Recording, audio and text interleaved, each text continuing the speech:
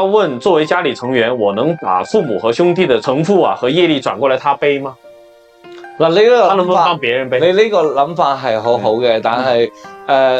你會發現，你就算幫佢孭晒佢嘅業，舊業未消，晒佢嘅新業又增長，你永遠都冇辦法嘅。所以呢個咧，只能夠求佢每一個人嘅悟性同埋佢每一個人嘅行為。我哋話，我哋如果係咁嘅話，揾一個聖人幫大家孭晒就得啦。但係呢個世界上有冇啊？冇呢件事嘅存在，只能夠話我哋要去做就係，譬如話，只要係一個原先係個渣男，係個即係比喻話嚇，比喻係啊，你這麼強調就是咯啊，係啊。假如係啦，咁如果我能夠做嘅嘢就係我以身作則，我如何去做一件善事，導致咗我自己嘅狀態又更加好咗，同埋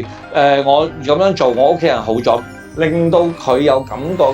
呢啲先叫做行道去弘道去影響一個人，然後我就變好了，他就做了一件善事。